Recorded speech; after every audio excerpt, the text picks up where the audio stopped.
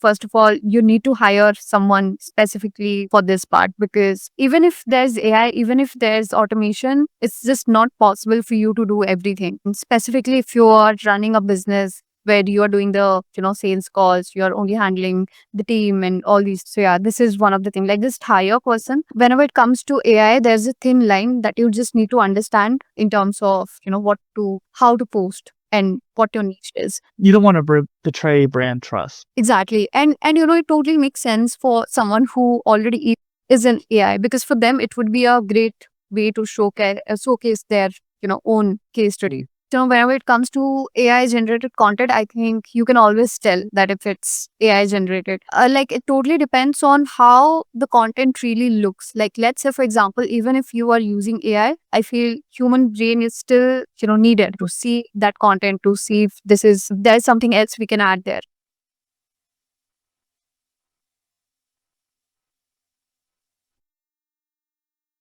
Hello, I'm Dustin PolyInnovator. Today I'm talking with Suprava Sabat, who is entrepreneur, content creator, automation expert, multi-channel lead acquisition expert, and founder of Acquisition X. Thank you for joining me on the PolyTools Creator Spotlight. Hey, Dustin, thank you so much for inviting me to this podcast. Very excited for this. It's going to be fun, especially since I love automation and I don't get to nerd out with people about automation very often. And you have a lot to offer with the whole acquisition sales kind of world as well. I think a lot of content creators don't think about that enough. And so there's a unique dynamic to this episode. Right. So given that you use content as a primary kind of funnel for people to actually see what you do, what got you started as a content creator? Right. So I would say it would have to be around 2023. That was the first time I posted, content for me. I think the first channel I picked was LinkedIn. And yeah, the couple of posts I did, it went viral. And I also got a lot of leads from there.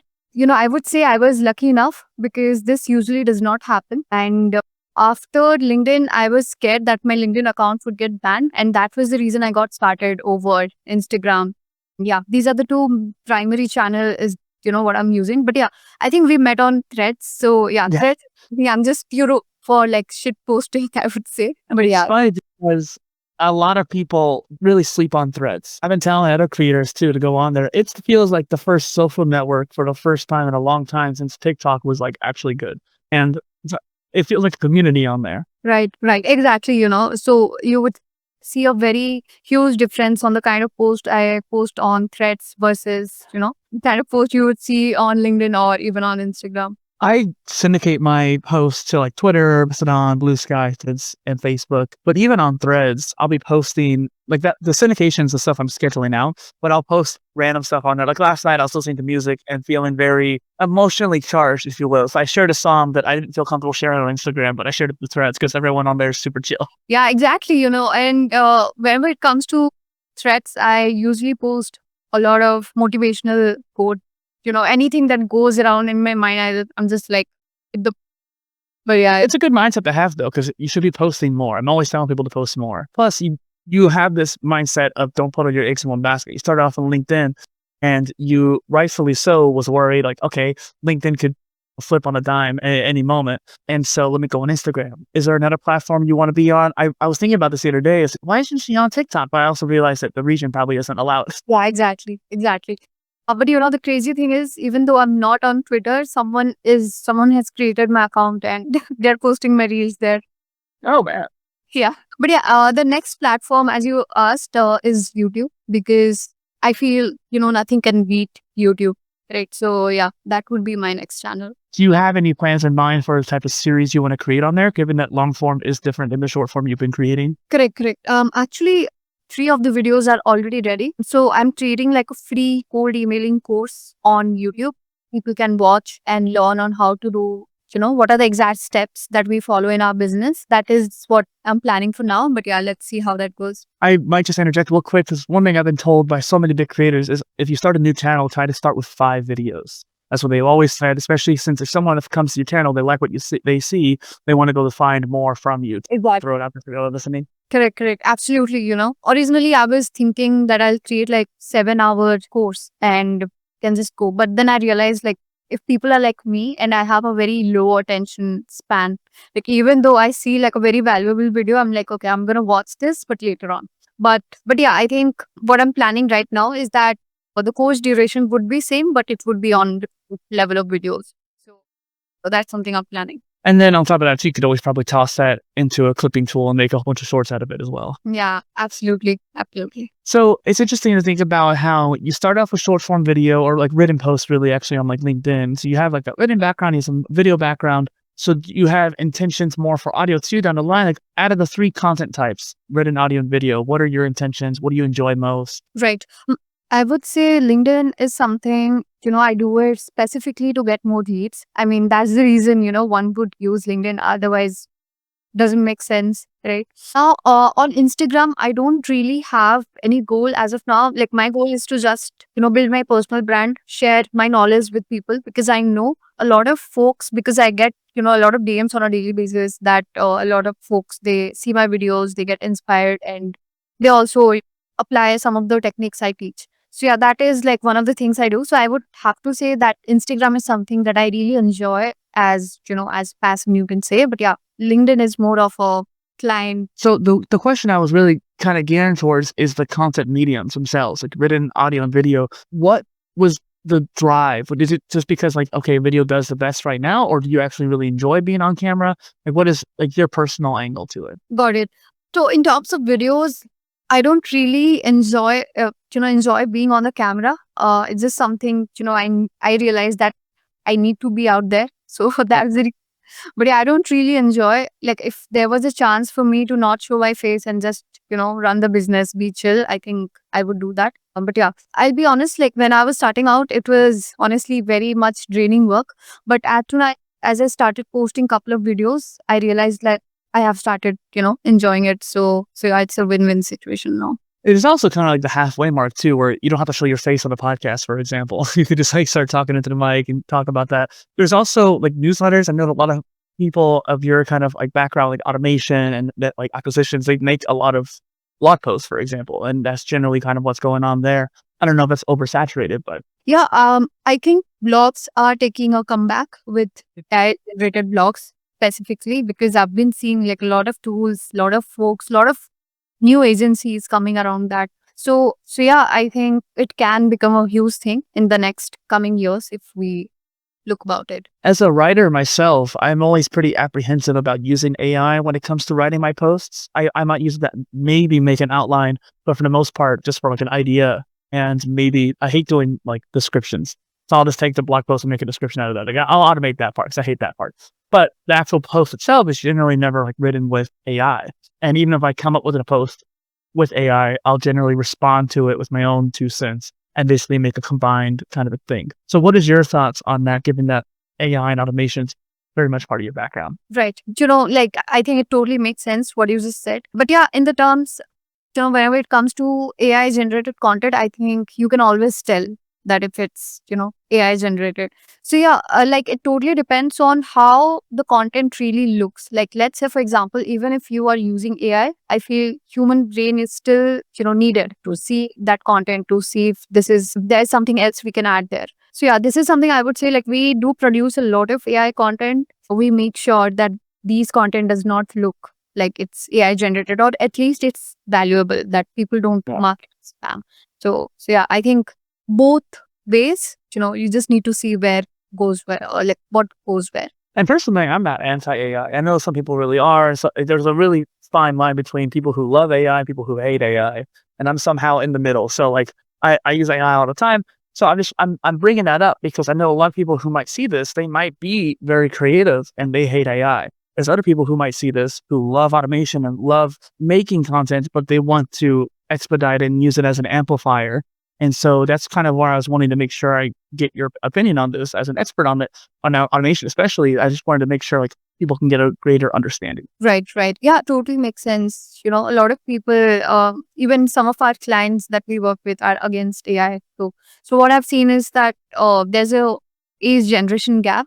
Like, let's someone is what, like 40, 50 years. I'm not saying like all of them, like, few of them, they're very much against AI. And yeah, it makes sense also for them, given that, they're not understanding and there are not a lot of knowledge that teach them the proper way. Of course. And so one thing I wanted to ask, and this is something I've been toying with myself, is how can we as creators not over leverage AI? you want to use it more. And I think a lot of people should use it more. But there's also that kind of slippery slope where you could just automate everything and then kind of have just, yeah. What's your thoughts? Absolutely. So, there's always a thin line whenever it comes to AI generated content. I think if you are really great at AI generated and if you know all the workflows around it, I think it's fine. But at the same time, it totally, again, with AI generator also, like these days, there are AI influencers, AI, you can clone yourself and these kind of things, right? So I'm not against it, but I feel like, there's a way and there's a niche. Like if you are someone who create content around AI, tech, and these kind of things, I think for you it makes sense to have like AI clone. But at the same time, if you are someone, or like let's say someone from my industry, right, and someone is creating content specifically around cold emailing, then GTM, these things, and if I just clone myself and start putting out content there, I think people may not believe me, and brand might get affected.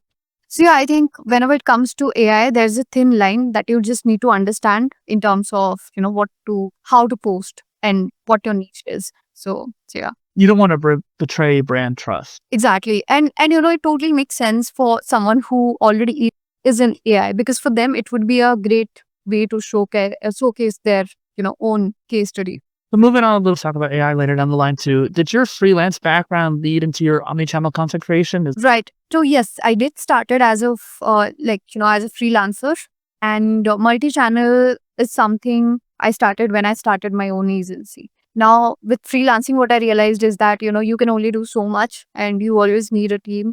You always need, and most of the clients would trust you if you have like a registered business, or if you have some sort of because data is something that you're dealing with right now. And if you're going for that level of clients, you need to have some sort of registration. So yeah, that's when I figured that, it's time. Yeah.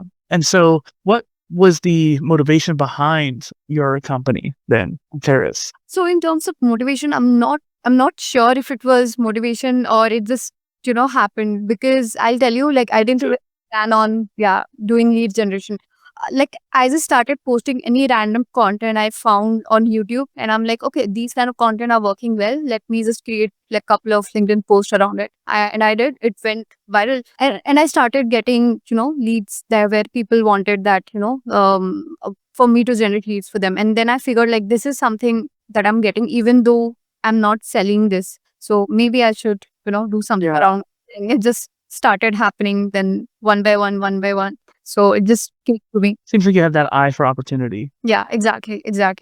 Like it just happened, I would say, naturally. I didn't. It was great. I think that's awesome. Yeah. So now a lot of content creators might not think in a business mindset or acquisition or even like automating sales. So what can you say to those people who haven't dipped their feet into that kind of content in the content world? Right. Now, one thing I'll be very honest about, whenever it comes to creating content and running a business, you cannot do good in both, like unless you have that kind of expertise and a team that you can rely on, right?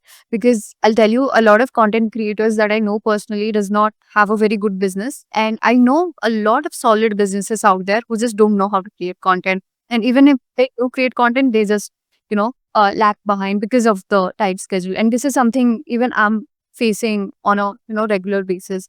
Whoever starting out in content creation journey, and if you have a business, first of all, you need to hire someone specifically for this part, because even if there's AI, even if there's automation, it's just not possible for you to do everything. And specifically if you are running a business where you are doing the sales calls, you're only handling the team and all these. So yeah, this is one of the things. Like just hire one person and ask them to figure out 5 or 10 topics on a weekly basis. Create like a Notion calendar where you guys can see what kind of content to post, what not to post.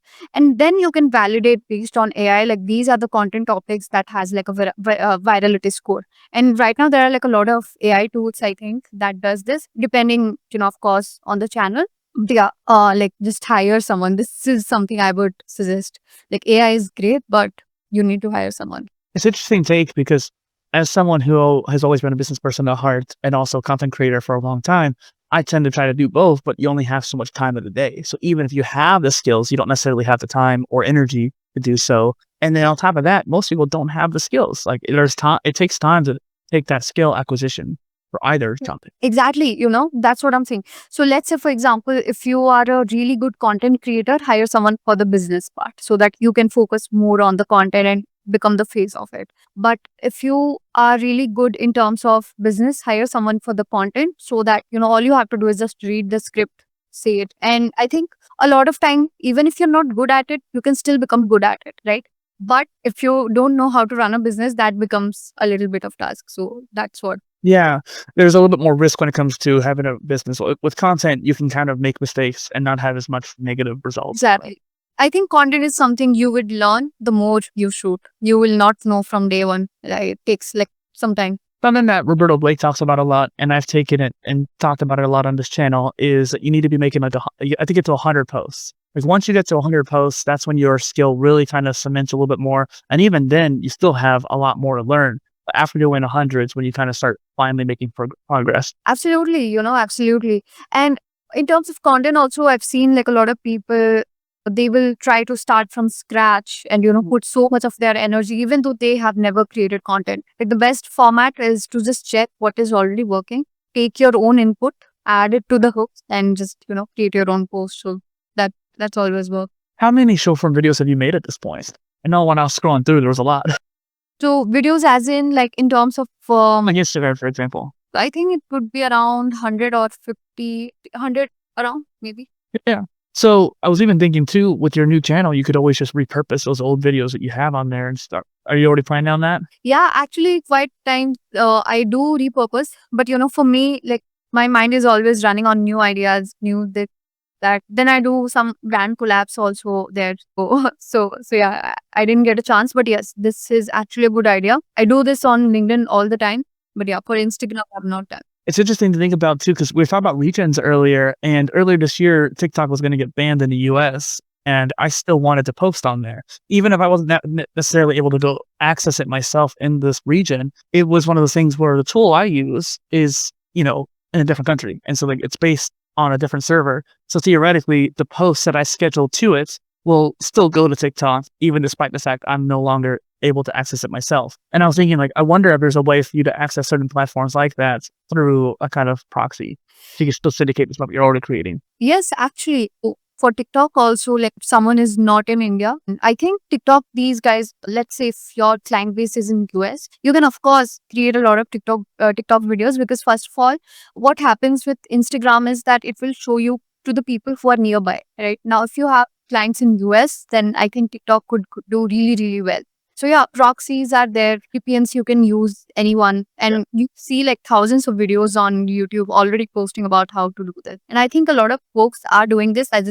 I'm just not sure how they're doing it, like how accurately they're doing it. Accurately? What do you mean? Like, for example, sometimes what happens is that even though you're creating content over TikTok, sometimes the app may track that you're using some sort of proxy or something. It may ban your account, right? Because this is also something I have heard a lot. So yeah, you need to know like how the exact process work and how to use properly. I use Newlink for my social media management, and there's a lot of automations there. So I wonder if there's a way for you to just set up an automation to like any Instagram post you make, just go over to TikTok, and that way you could just start syndicating there too. And I'm just thinking in your case too, because I was like, you're already making good content. I just want that content to reach more people. That's where my brain works. Right. Yeah, absolutely. So in terms of TikTok, I think there are a lot of automation tools. I'm just not very much aware, whenever it comes to TikTok.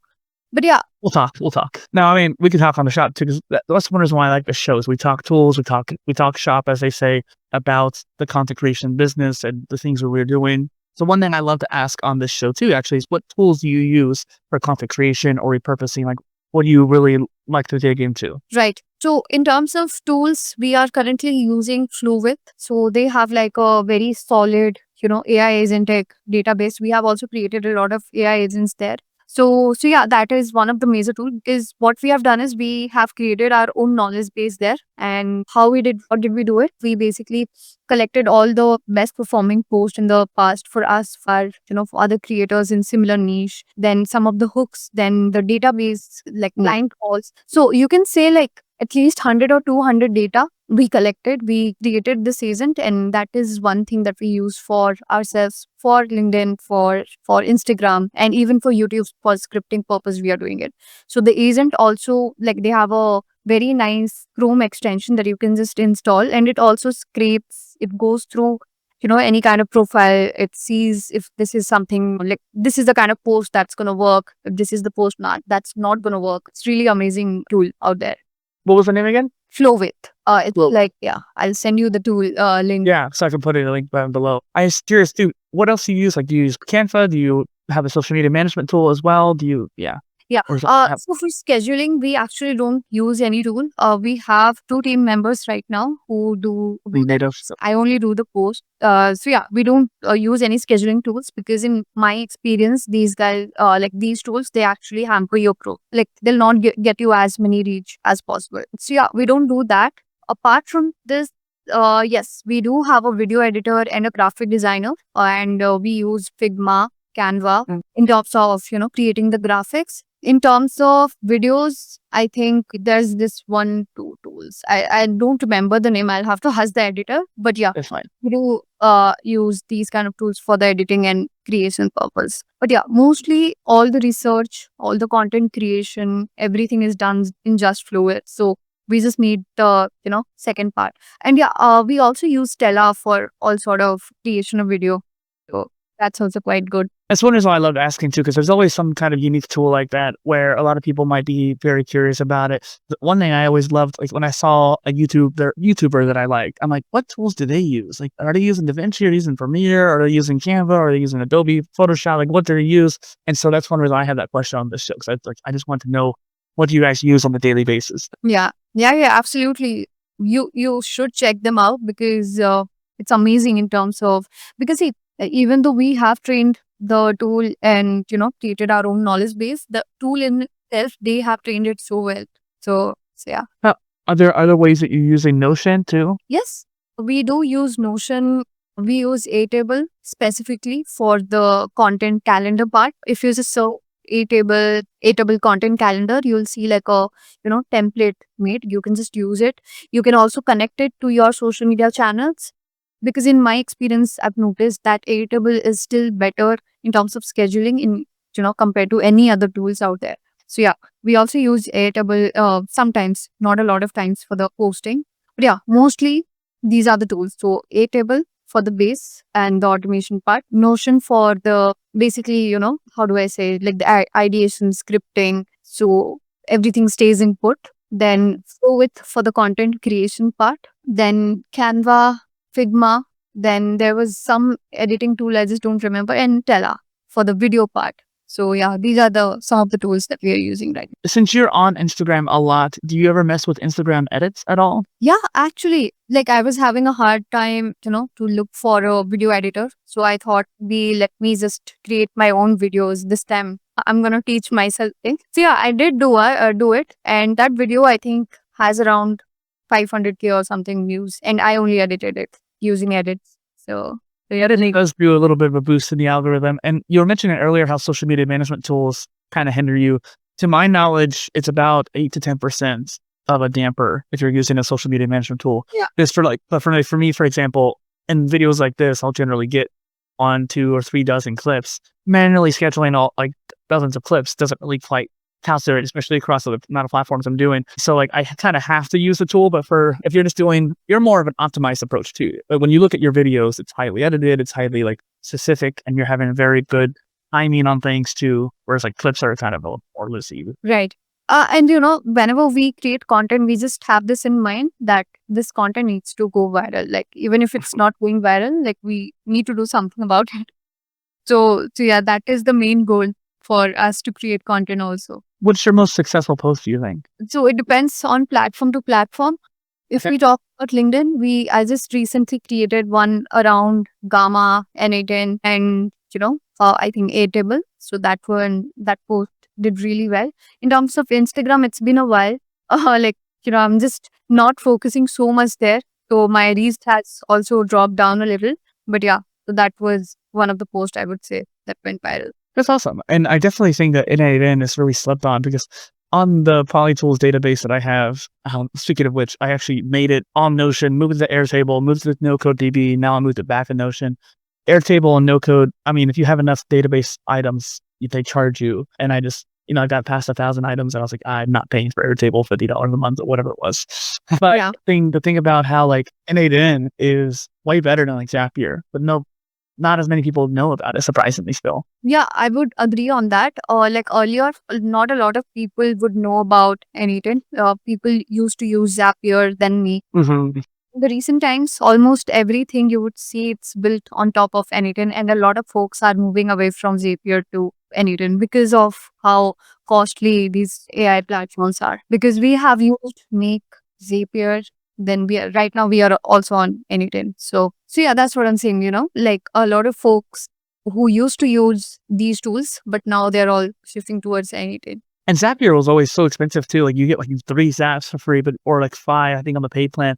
And then it would constantly break on me, like all the time, like 90% of the time. Exactly. So yeah, like, I think with time you need to upgrade your tool as well. Otherwise, it's of no use. Yeah, exactly. So you've been making content for the last few years. Can you share something that's happened to you, like your favorite story that's happened to you as a content creator? A lot of stories, a lot of, like, I'll have to think what in specific you're looking for. So in terms of, This is like an anecdote about what you've experienced. This is an interview about you. Of course, we're going to talk about your business. We're going to talk about tools, but this is about you, Suprava. so one of the amazing thing that happened is that earlier when I used to do outreach, a lot of folks would not reply or won't even care, right? Even though they would reply, they didn't know, right? But right now, what I've noticed is that in terms of outreach, the folks I'm reaching out to, they're like, oh, I've seen your content and, we really like, so let's hop on a call. So yeah, that is one of the best thing I would say in terms of since I've started posting content. I could definitely see that magnifying too. Like once you start syndicating those Instagram reels to, let's say, like Pinterest or TikTok, or even to obviously like other video platforms too, and YouTube especially, there's going to be so much more of that. I feel like I'll start seeing you at conferences too, like Fit Summit or whatever. Correct. Exactly. So yeah, I just feel like even outreach, a lot of things becomes very, very easier. People also start looking at you very differently on how they would look before. So yeah, content does help. Like even if it may not bring you leads, even if, by the way, it also got me like a lot of business my way. So yeah, that is also like secondary thing I would say. So you talk a lot about like cold emailing and sales on your socials quite a bit. Can you give an audience an example of a successful pitch so someone like me could maybe apply it? Right. Can you tell me a little bit about your business and, the kind of persona you guys usually reach out to? Let's say I'm talking to, like, let's stick with the content creator stuff. So on the content creator channel, I talk about how to be a modern content creator and approach it with a more multi-channel approach. And starting from, say, an intermediate level of skill, I might approach them for coaching, for example, or something like, hey, would you like to have some coaching to improve your content growth? Got it. So for this purpose, the best way would be out creators or to pick out any kind of person who is already creating content, but at the same time, the content is not performing well. So let's say, for example, if someone is posting regular content on Instagram, and if you feel like their target audience could be on LinkedIn as well, or, TikTok or on YouTube, right? You can pitch out to them like, this is the channel that you're dominating, but you can also dominate these channels. And I have already created a growth plan. If you are free sometime, let me know. We can hop on a call and we can discuss on how we can take it from here. Then you can show them exactly how it works. You can also use this podcast approach, right? And what you can do is you can just use this long form content and you can turn it into maybe like short form. And if they have an Instagram or something, you can tag them. So this way, even though, let's say if your editing is really, really good, you would get like a lot of views. And if the questions, if the content overall quality is good, and if it goes viral, you will get like a lot of eyes. So yeah, this is also a very good way. It takes like a lot of effort, but yeah, this is also a good way. The best way is just to be very, very direct. Tell them like, you're already in this platform, you're doing so good. Let's move on to the next platform. But if these guys, they're not on any platform, just pick out any businesses that you think could benefit from having content out there, right? Specifically on podcast or any other channel you would feel. So yeah, that's basically like be as direct as possible in terms of pitch. I like that, especially since like it's funny. There was these couple companies. There's Buy Me a Coffee, which is a big one, and or like a biggish one, and it's very famous. People know about it. Like, okay, like I'm a coder, buy me a coffee or whatever. But they haven't made any content in ages. And I reached out to them. I'm like, hey, like, do you want somebody to be on your content team? Like, I need some income. Like, let's work something out. They never ended up replying, which is funny. I don't think my pitch was bad, but I think they just didn't see it. And then there's all these smart glasses. Because like Meta glasses have been very popular, but they're actually not like the best ones on the market. And there's a whole bunch right now being launched on Kickstarter. And a lot of them barely have any content. They barely have any sort of presence online. So no one knows about them. And so even when I'm telling people about them, they're like, I've never heard of that. And so I'm reaching out to these smart glasses companies. I'm like, hey, like, I know that you have a plan already, but like, can I work with you and start making content either as a partner or someone internally? And so I've been pitching them. Maybe I need to do better pitching, like you're saying, but it's just one of those things where it's kind of interesting how the opportunities there. Always you need to keep this thing in mind that you need to do it as much volume and as much regularly as possible. Like, this is one of the major things. Nothing can beat this, is what I feel. Volume is definitely my approach, even when it comes to exercise or for content. What is your cadence? How often are you posting? What is your ideal cadence that you want to work towards? Let's start there. Right. So in terms of content, right now we are targeting, in terms of LinkedIn, I think we are doing about 3 to 5 posts on a weekly basis. And we want to scale that. So that's the reason, because see, I don't want to post all the content from my account. It would look very, spammy on LinkedIn. Yeah. So I'm encouraging my team members to post content on LinkedIn. Some of them are doing it. It's also going viral. We are getting like a lot of brand collab for my team members' profile.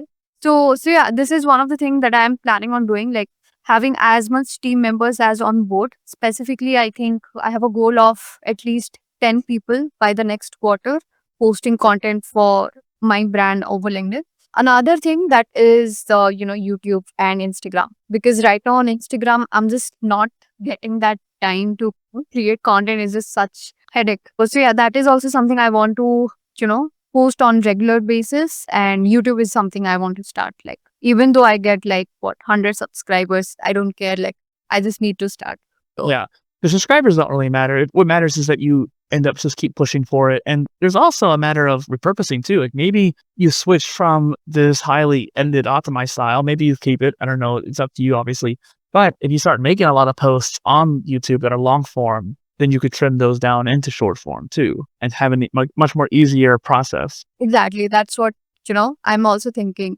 Like, once I start the YouTube, then Instagram won't be a mess for me, because I know, I can get content out of it. Plus, you could always just repurpose your shorts into Instagram Reels and vice versa. Yeah.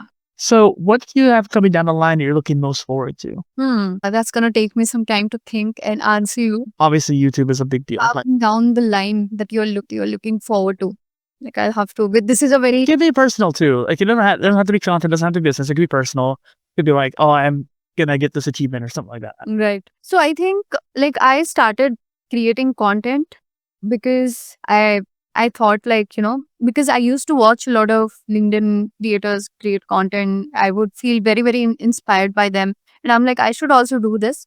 So I didn't really had this kind of motive that I want to, start my business. I want to serve this. I want to do this. I didn't had anything. I was like, I should start doing this. I started doing it. Luckily, as I said, the first few content went very, very viral on LinkedIn. I also signed my first few clients from there. And yeah, that gave me a very good push that time. And I'm like, okay, I'm going full in this, because I know like this is gonna do well. So yeah, like I don't know exactly in terms of what, but yeah, I think creating content kind of pushed me into where I am today, because right now in terms of business, in terms of, a lot of things, we are doing very, very solid. Our client, they recommend us to their friends. Then specifically B2B SaaS field, we are quite known. So yeah, I think I don't think any of that would be possible if I was not creating content. If I'll be super honest, like cold emailing and these things, they work, yes. But at the same time, it works even better if you create content. And you've been doing this for 2 years, but I feel like you're still just getting kind of started. There's so much more you can create. There's so much more you could put out there in the world. Yeah, exactly. The more I learn, the more I want to share that knowledge with my audience. And it just feels very, amazing. Like, I just feel very good when someone comes to me and tells me that any video that helped them in any way, it just feels really great. I agree. And one thing I want to mention before we wrap up here is that you are actually number 50 on this show, Suprava. And so I wanted to thank you for being on the show because that is awesome. Like, you're the 50th guest on this particular show. Special occasion. Yeah. So where can people find you online if they want to learn more about you and your business and the content you create? People can find me over LinkedIn. That's where I create the most valuable content. Instagram is also there. So yeah, I'll be sending you both of the channel that people can check. And maybe in the future, once the YouTube is live, you guys can find me on YouTube as well. I got links down for you down in the description below. This is good for the audio confirmation there. Once again, this is Dustin, PolyInnovator, and Suprava on the PolyTools Creator Spotlight. Thank you for being here. Thank you, Dustin. It was great chatting with you. It was great chatting with you too.